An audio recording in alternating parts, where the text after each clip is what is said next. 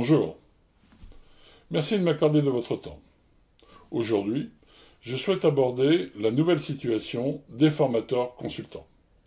Nouvelle situation née de la législation, dont je vous rappelle le dernier événement majeur, le décret numéro 2015-790 du 30 juin 2015 relatif à la qualité des actions de formation professionnelle continue.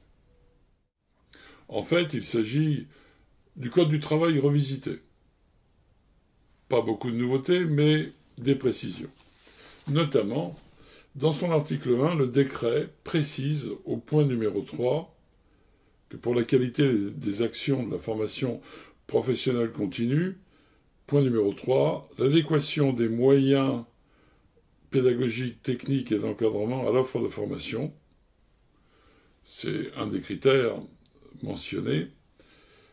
Et le point numéro 4, la qualification professionnelle et la formation continue des personnels chargés de la formation.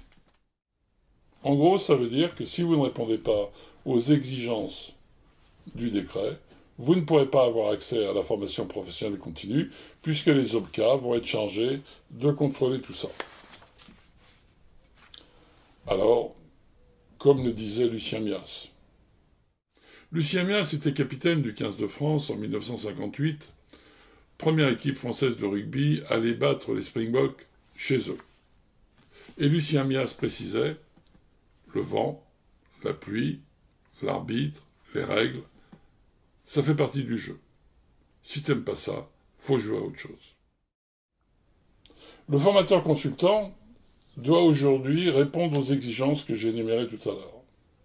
Ainsi, j'ai créé le microcrédit pédagogique qui donne accès aux formateurs consultants à la possibilité de suivre 5 actions de formation et à l'issue de ces actions pouvoir disposer du droit d'usage des contenus et de pouvoir avoir accès également à 14 thèmes de formation ou méthodes pédagogiques. Alors bien sûr la pédagogie, le management, l'organisation, la gestion, et puis aussi la vente, le marketing et le stress. Pourquoi mets-je tout cela à la disposition des formateurs consultants? Je vous dois une confidence.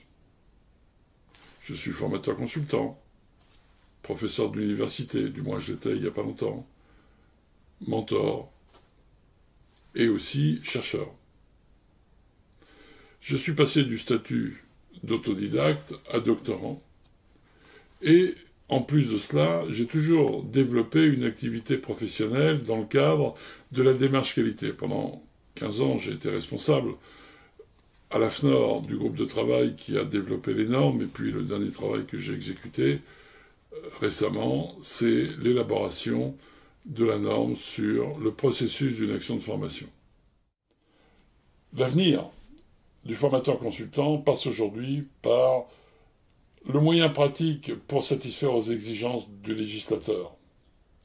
Donc, prouver son professionnalisme, là je vous en offre les moyens, en plus de ce que vous pouvez faire auprès de l'ICPF et PSI, je vous rappelle l'Institut de certification des professionnels de la formation et des prestataires de services intellectuels, organisme que j'ai créé il y a quelques années, et bien en plus de tout ça, vous pourrez prouver par le fait d'avoir suivi les formations et acquis les contenus via le microcrédit pédagogique, prouver que vous pouvez parfaitement répondre aux exigences. Merci. Portez-vous bien. Prenez soin de vous.